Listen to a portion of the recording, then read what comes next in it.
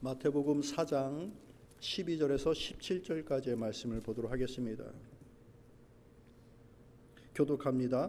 예수께서 요한이 잡히셨음을 들으시고 갈릴리로 물러가셨다가 나사렛을 떠나 스불론과 납달리 지경 해변에 있는 가버나움에 가서 사시니 이는 선지자 이사야를 통하여 하신 말씀을 이루려 하심이라. 일러스되 스불론 땅과 납달리 땅과 요단강 저편 해변길과 이방의 길 갈릴리여, 흑암에 앉은 백성이 큰 빛을 보았고 사망의 땅과 그늘에 앉은 자들에게 빛이 빛이었도다 하였느니라. 이때부터 예수께서 비로소 전파하여 이르시되 회개하라, 천국이 가까이 왔느니라 하시더라. 그리스도를 통한 회복이라는 말씀의 제목으로 여러분과 함께 은혜를 나누도록 하겠습니다. 그 윗절, 우리가 읽은 이 윗절을 말씀 보면 우리가 잘 알고 있는 예수님께서 광야에서 시험을 받으시는 그 장면이 나오고, 그 장면이 이제 끝나고 난 이후에 이 본문이 시작되는 겁니다. 그리고 이 본문의 소개와 함께 예수님께서 제자들을 부르시면서 본격적으로 이 갈릴리 지역, 가버나움 지역을 중심으로 복음을 증가하기 시작하십니다. 그런데 그 복음이 예사로운 그런 가르침이 아니라 이전에 보고 듣지 못하였던 놀라운 이적들의 연속입니다. 사람들이 고침을 받고 병의 나음을 입고 저마다의 소원들 가운데 깨달음을 얻게 되어지는 이전에 몰랐던 놀라운 그 가르침을 얻게 됩니다. 그래서 가버나움 이쪽, 갈릴리 이쪽 서편 지역, 갈릴리 동편 지역 있는 모든 인근의 사람들이 예수님을 만나러 막 모여들기 시작합니다. 이것이 주님의 거침없는 사역이었습니다. 정말 큰 파도처럼 이스라엘 온 전역을 다 퍼져나갔습니다. 그 사역의 시작을 지금 우리가 함께 읽은 이 본문의 말씀이 얘기해주고 있는 거예요. 본문 중에 이렇게 얘기하는 거예요. 비로소 드디어 그 사역을 시작하셨다라고 얘기하는 것이죠. 기다렸던, 고대하였던 핵심이 되어지는 그 내용을 드디어 시작하신다라고 얘기를 하는 거예요. 그런 그 사역이 무엇인가? 메시아의 사역이에요. 주님의 사역은 구원자의 사역인 거예요. 단순히 우리에게 가르침을 주고 우리의 인생을 행복하게 만들고 우리가 좀 더 잘 살게 되어지는 그런 깨달음을 얻게 되는 것, 그런 단순한 교훈으로 끝나는 것이 아니라 우리의 구원자, 우리 영혼의 구원, 궁극적인 구원, 하나님의 나라에 들어가는 것, 그 구원의 사역을 이루시는 것, 그것이 바로 우리 그리스도의 사역이었던 것. 그런데 이 사역은 주님께서 어느 날 갑자기 내가 이런 일 하고 싶다 해서 했던 것이 아니라 이미 예언되어진, 예고되어진 사역이었다고 얘기를 하는 거예요. 15절 16절의 말씀은 이사야 선지자가 예언하였던 말씀입니다. 예수님 오시기 수천 년 전에 이미 그 지역에 이런 인물이 올 것이고 이런 일들을 행할 것이다 라고 예고하였던 내용, 그 내용이 뭐예요? 16절의 말씀 보면은 흑암에 앉은 백성이 큰 빛을 보았고 사망의 땅과 그늘에 앉은 자들에게 빛이 빛이었도다. 흑암에 있던 곳에 큰 빛이 임하고 그곳에 앉아있던, 볼 수 없었던 흑암 가운데 있었던 자들이 그 빛을 받게 되어진다라고 하는 것, 빛을 비추는 것, 그것이 바로 메시아의 사역이었어요. 그런데 이사야가 한 이 말씀이 이사야 때 있었던 말씀인가? 아니요. 이사야는 그 전에 있었던 말씀을 다시 반복하여서 얘기해 주는 거예요. 그때 일을 장차 어떤 이가 다시 행할 것이다 라고 얘기를 하는 거예요. 그 일이 어디에 예고된 것입니까? 창세기 1장 1절부터 4절까지의 말씀 속에 나와 있는 거예요. 읽어볼까요? 우리 같이 읽습니다. 태초에 하나님이 천지를 창조하시니라. 땅이 혼돈하고 공허하며 흑암이 깊음 위에 있고 하나님의 영은 수면 위에 운행하시니라. 하나님이 이르시되 빛이 있으라 하시니 빛이 있었고 빛이 하나님 보시기에 좋았더라. 하나님께서 천지를 창조하시기 이전 때, 그때의 혼돈과 또 공허 가운데 있었던 것. 그런데 그곳에 주께서 하나님께서 빛이 있으라라고 하시면서 세상에 창조하시고 창조 사역을 시작하시게 되는 겁니다. 그 모든 것들을 보시고 난 이후에 하나님 보시기에 어땠더라? 좋았더라라고 말씀하시는 거예요. 모든 창조 세계, 창조의 과정도, 창조의 완결도 우리 주님 보시기에, 하나님 보시기에 좋았더라라고 말씀하셨던 거예요. 그런데 우리가 알고 있듯이 인류에게 죄가 들어오죠. 그 죄로 인하여서 하나님의 그 창조의 일들이 틀어지고 일그러지고 치명적으로 부패하게 되어지는 것입니다.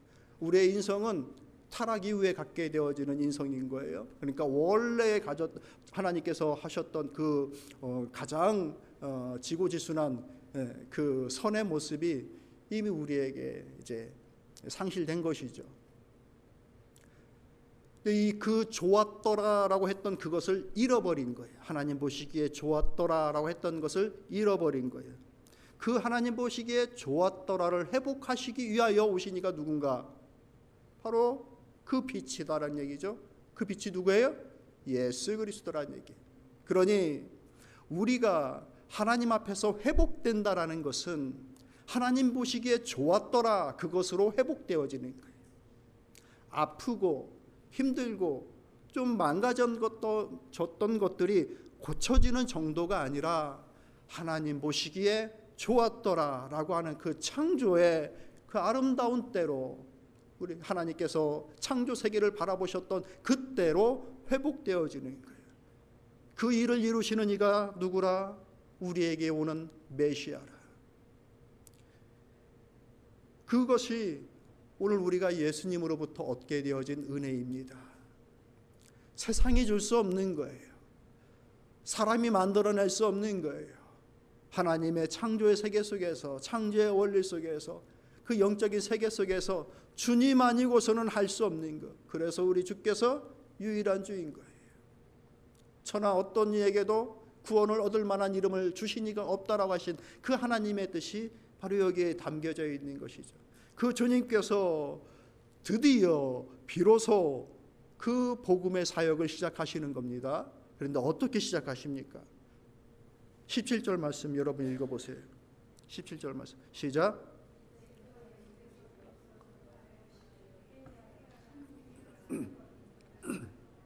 첫 번째 메시지가 무엇인가? 회개하라. 천국이 가까이 있다라고 하시는 것이 우리 주님의 첫 번째 메시지입니다.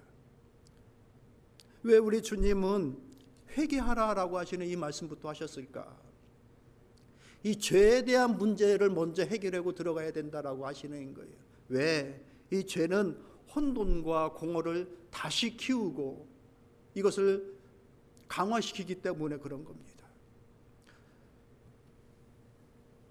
창세기에 나와 있는 이 혼돈과 공허의 뜻을 보면은 어떤 것이냐? 단순하게 막 어지럽고 복잡하고 이런 과정이 아니라 formless, without form, 폼이 없는 것, 어떤 틀이 없고 질서가 없고 아무것도 아닌 것. 그래서 empty, 이것을 의미하는 거예요. 거기에 빛을 비추자 생명이 시작되어진 것이죠. 이런 과정들은 우주가 생기기 이전의 상황들이기 때문에 이미 우리의 생각과 관념으로는 그것을 계산할 수가 없습니다. 헤아릴 수가 없습니다. 저는 이제 고등학교 때 교회를 다니기 시작했는데 고등학교 1학년 때 이제 교회를 나간 거예요. 그러면서 기도했던 거, 첫 번째 기도의 제목은 잊어먹질 않는 겁니다. 뭔가 하나님이 정말 계십니까? 라는 거였어요. 하나님이 계시질 않으면 내가 교회를 다니는 그 이유가 아무 없는 것이잖아요. 쓸데없는 일들이잖아요. 그래서 어찌 하다 보니 교회에 가게 됐고 기도를 하게 되어지는데 저는 첫 번째 질문이 그거였던 것이죠. 하나님이 정말 계십니까? 그거에 대한 내 그 물음이 해결받지 않으면 교회를 다닐 수가 없을 것 같았던 거예요. 그래서 그 기도를 합니다. 제가 하나님으로부터 나름 깨달음을 얻었겠죠. 어떤 깨달음을 얻었을까요? 나 있다. 이 음성을 저에게 이 깨달음을 주셨으니까 제가 교회에 남아 있었겠죠. 부인할 수가 없었어요. 저는 하나님이 계시다라고 하는 그것을 아니 하나님 없어라고 그것을 내가 장담할 수가 없었어요. 첫 번째, 내가 지금 존재하고 있다라는 그 사실. 존재하고 있다라고 하는 것은 그 어떤 시작이 분명히 있을 것인데 그 시작이 어떻게 가능했을까? 좀 이상한 고등학생이었어요. 그러니까 이것을 학교에서는 우연히 겹쳐 지금의 오늘까지 와서 사람의 몸을 담고 있다. 각자의 종으로 나누어졌다라고 얘기를 하는 것이죠. 저는 그걸 믿는 게 너무 힘들었어요.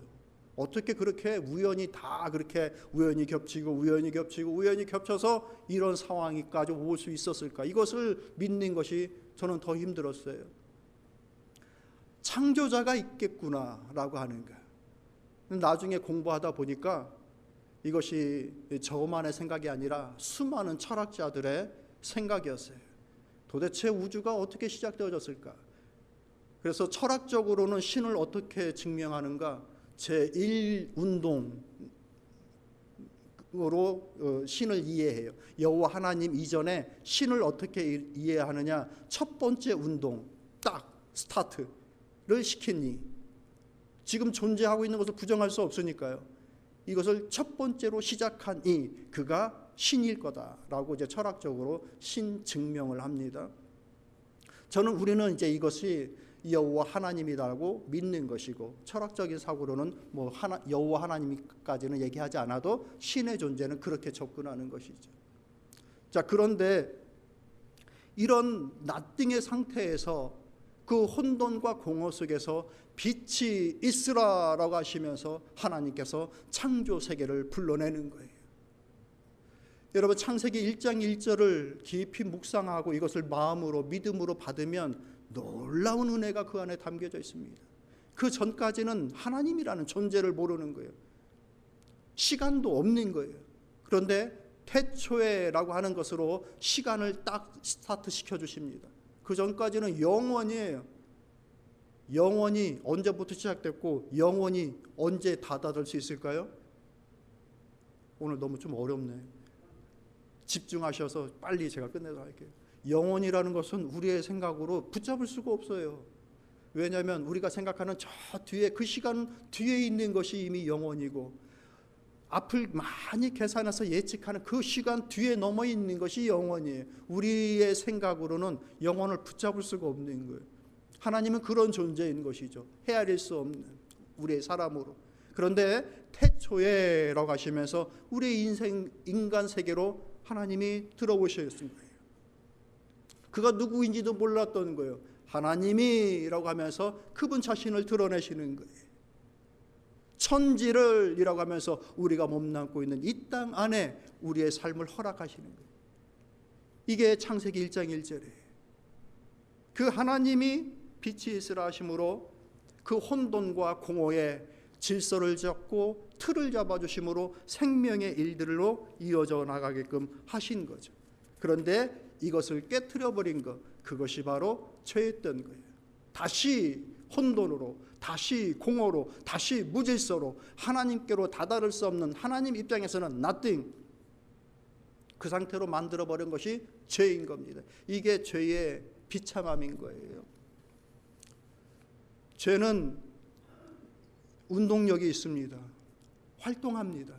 그래서 첫 번째로 우리에게 주는 영향은 분리시킵니다. 하나님과 사람 사이에 죄가 들어오면 하나님과 사람을 분리시킵니다. 사람과 사람 사이에 죄가 있으면 이 사람과 이 사람을 분리시켜버립니다. 가까이 할 수 없고 가려버리고 서로의 뜻을 수긍하고 받아들이고 함께 할 수 있는 것들을 차단시켜버립니다. 이게 죄의 무서움인 거예요. 잘 지내다가도 몰랐었는데 그가 나에게 치명적인 죄를 지었다라는 것을 알게 되면 그 관계 깨집니다. 그게 죄인 것이죠. 두 번째는 이 죄는 점점 커져요. 확장성이 있어요.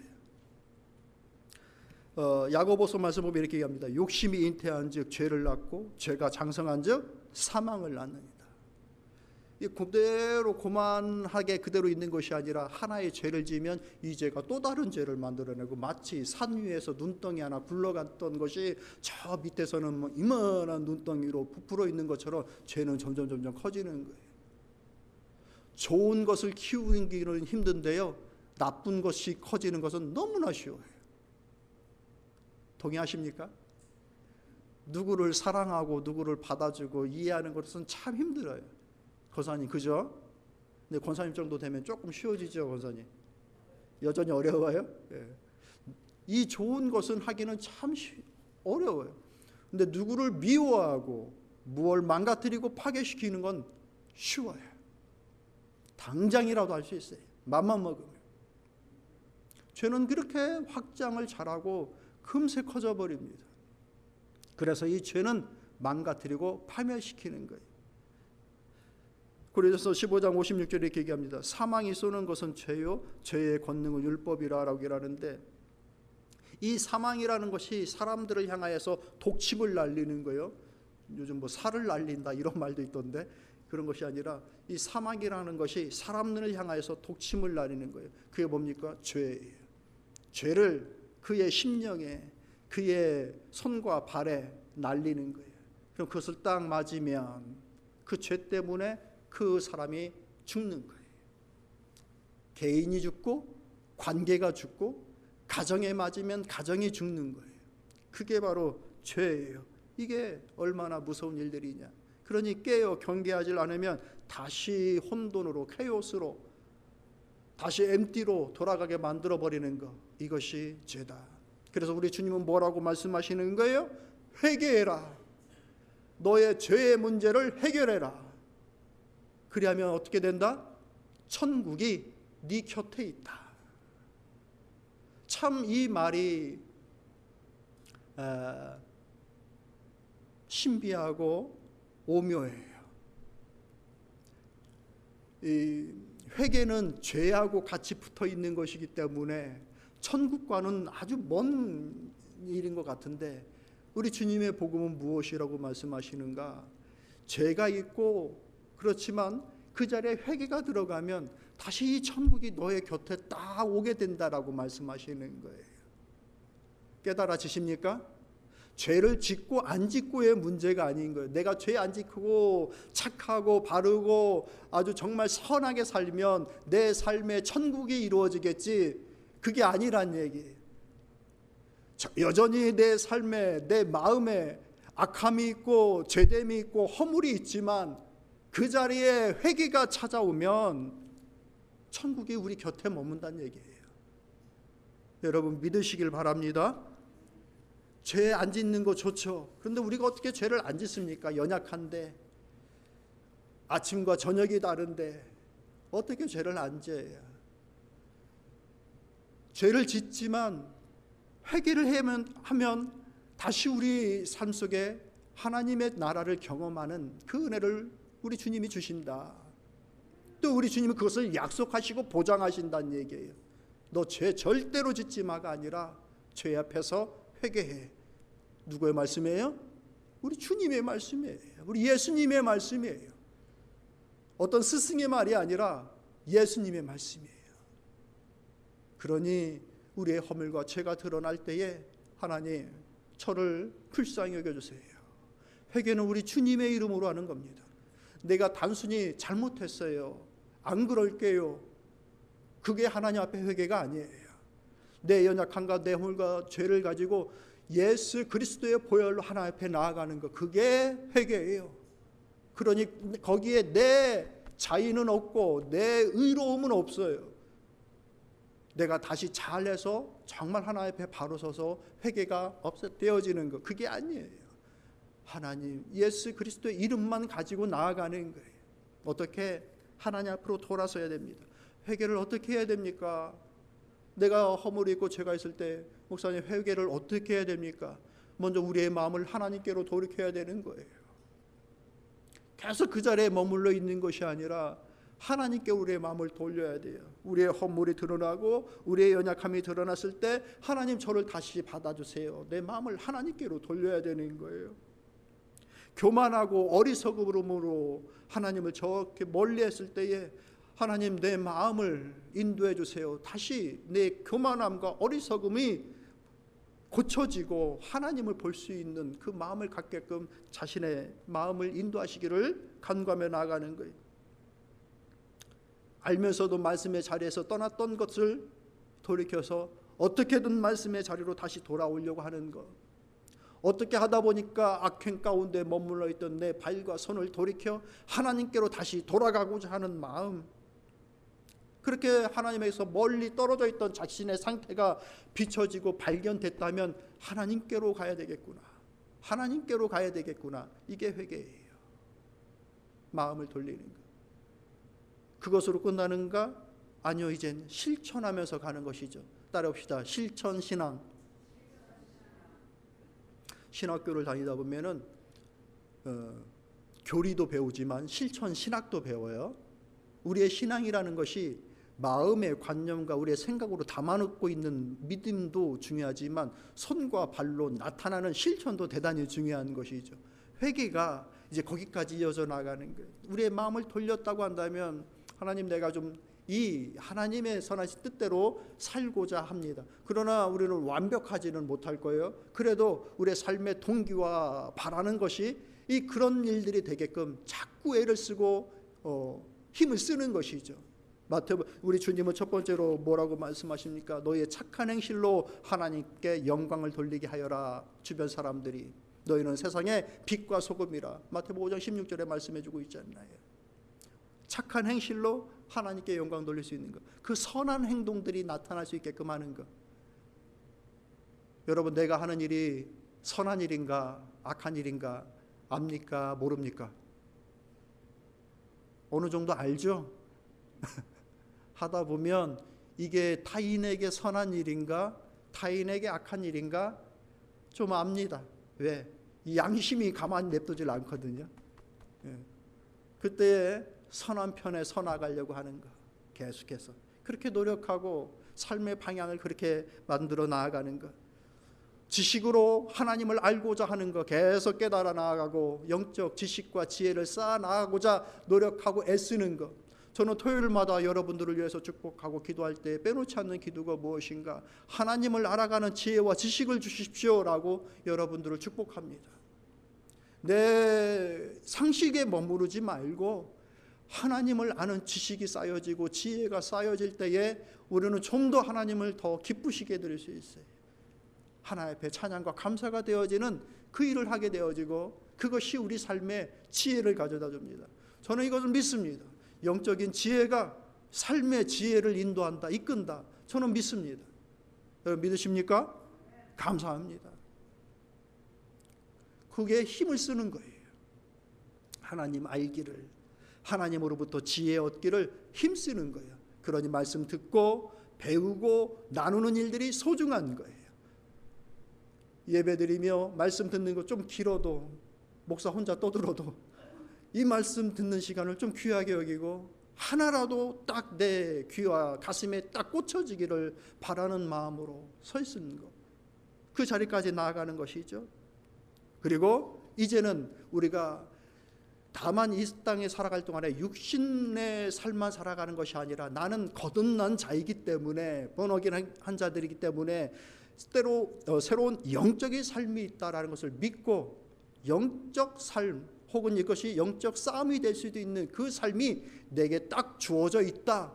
그 믿음의 안목을 갖고 살아가는 것이죠. 그러니까 단순히 내가 사회적으로 이렇게 하는 일들만 내게 주어진 것이 아니라 나에게는 믿음의 몫이 담겨져 있다. 영적 몫이 담겨져 있다.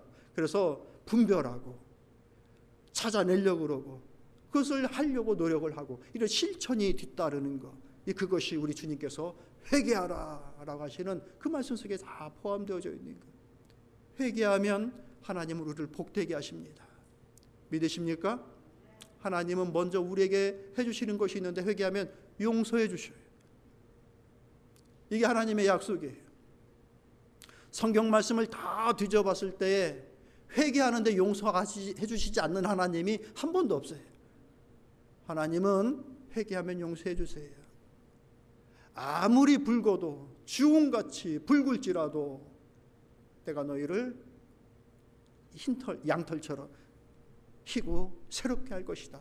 이게 우리 주님의 약속이에요. 회개하면 우리의 마음에 새 마음을 주십니다. 믿으십니까? 회개하지 않으면 그 마음으로 머물러 있지만 회개하면 하나님이 새로운 마음 주셔요. 어떻게 그렇게 확신합니까? 제가 경험하니까. 저도 회개할 일들이 생기니까. 회개하면 우리 주님이 저에게 새 마음을 주시는 거예요.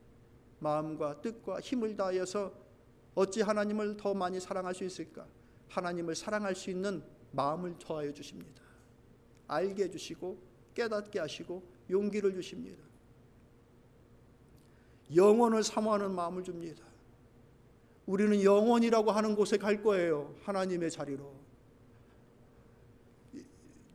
100세 시대에 이 세상 아무리 좋아도 100세 정도 살다가 이제 죽는 것인데, 그 이유는 우리가 헤아릴 수 없는 그 영혼의 세계로 돌아가는 거예요. 왜? 하나님으로부터 온 것이 영원한 것이니까.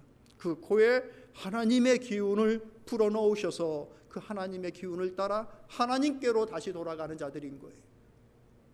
그래서 그냥 바쁘니까 이 세상 살아가는 일들만 분주했다가 회개하며 하나님 앞에 새 마음 주시기를 간구할 때에 그 영혼을 사모하는 마음을 새롭게 주셔요. 하나님의 나라 가는 것, 하나님을 바라보는 것, 그 영혼의 마음을 새롭게 주십니다. 조금 더 참고 인내할 수 있는 마음을 갖게 해주십니다. 정말 힘들고 어렵고 지쳐서 막 하기 힘들 때도 있잖아요. 근데 회개하고 은혜를 간구할 때에 다시 조금 더 갈 수 있는 힘을 그때 얻는 것이죠. 어디서부터 시작되어져요? 마음에서부터 시작되어져요. 마음에서.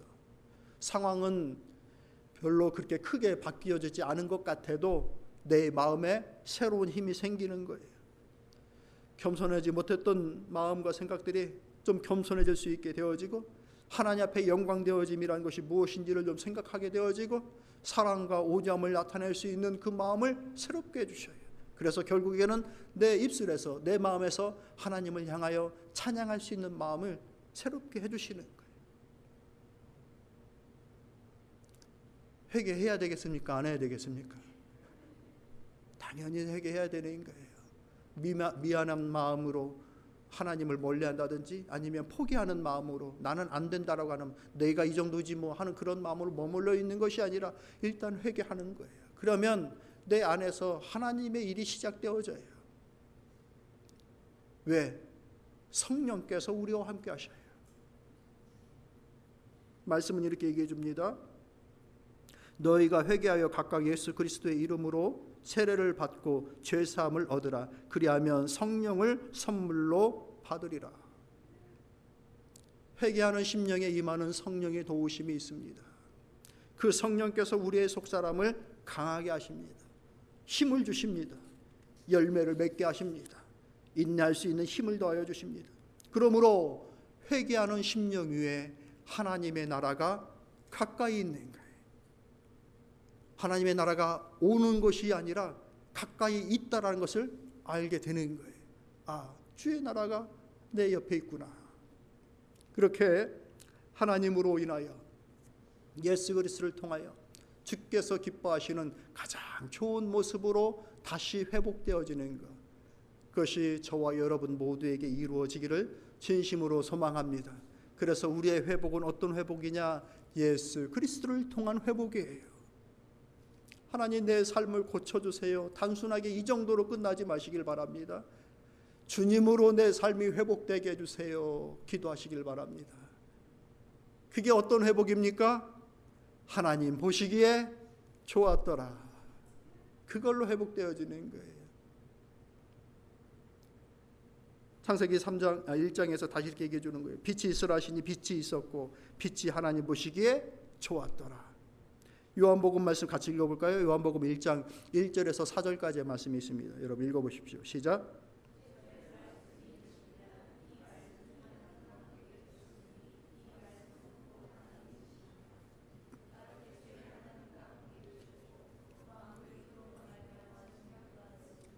지은 것이 하나도 그가 없이는 된 것이 없느니라.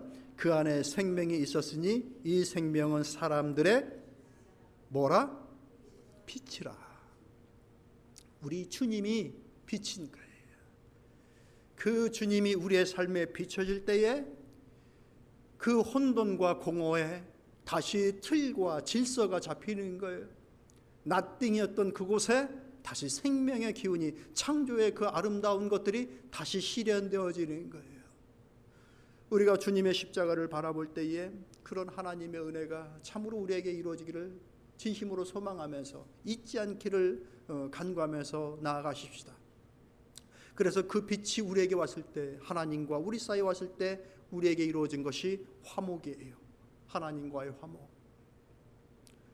사람과 사람 사이에 우리 주님이 오시면 분리되었던 것이 그래도 화목될 수 있는 가능성이 열려요. 여러분의 우리의 마음속에 상처와 분리되어진 그런 관계가 있을 때에 주님이 아니면 안 된다라고 저는 생각합니다.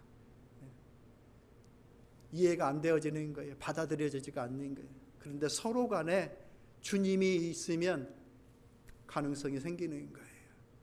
혹이라도 우리의 관계가 무너진 관계가 있다고 한다면 그것을 손절할 수 있으면, 손절해도 된다고 한다면 손절해도 되죠. 근데 손절할 수 없는데도 그렇게 간극이 있다고 한다면 서로의 상황 속에 그리스도가 임하기를 기도하시길 바랍니다. 그리고 또한 이 빛은 다시 우리의 삶의 질서와 틀을 잡아주고 인생 철학에 힘을 줄 줄로 믿습니다. 그래서 우리가 예수님께서 광야에서 시험 받으셨던 것, 돌이 떡이 되게 하여 먹고 살아가는 것, 그런 것들에 대한 무엇을 어떻게 하면서 먹고 살 것인가, 내게 주어진 능력을 어떻게 제한하고 어떻게 행하며 살아갈 것인가, 내게 인생 속에 무엇을 행복으로, 무엇을 보람으로 여기면서, 무엇을 영광으로 여기면서 살아가야 될 것인가 라고 하는 것을 그리스도 안에서 발견할 수 있게 되어지는 거예요. 그로 인하여 그 안에 감사와 영광이 올려지는 것이죠. 이것을 진심으로 알았던 이가 누군가? 바울이라고 하는 인물인 거예요. 마지막으로 이 말씀 같이 나누고 말씀을 정리하도록 하겠습니다. 빌립보서 3장 7절에서 9절까지의 말씀 보면은 그 후반절 말씀부터 보면 이렇게 얘기합니다. 그가 가지고 있는 모든 이 세상에서 부러워할 만한 그 모든 삶의 배경을 배설물로 여기고 뒤로 넘길 수 있는 것은 그리스도를 얻고, 9절, 그 안에서 발견되려 함이니 내가 가진 의는 율법에서 난 것이 아니요 오직 그리스도를 믿음으로 말미암은 것이니 곧 믿음으로 하나님께로서 난 의라라고 얘기합니다. 나의 모든 배경들을 내가 다 뒤로 할 수 있는 것은 내가 그리스도 안에서 나 자신을 새롭게 발견되어지는 것, 발견한 것이 더 소중한 것이기 때문에 그렇다. 여러분, 주님 안에서, 그리스도 안에서 우리의 삶을 발견할 수 있는 여러분들이 될 수 있기를 바랍니다. 바울은 이것이 나의 가장 고상함이라 라고 고백합니다. 다른 것이 우리의 삶을 고상하게 만드는 것이 아니라 나의 삶을 가장 고상하게 하는 이는 그리스도 안에서 발견한 나의 정체성이다라고 하는 거예요. 주님으로 온전히 회복되어져 그 말씀과 함께 날마다 성숙되어져 나아가고, 그로 인하여 우리 하나님의 창조가 그러했던 것처럼 우리의 삶 속에서 수많은 생명의 열매들이 맺어 나아가는 우리 모두가 되기를 진심으로 소망합니다.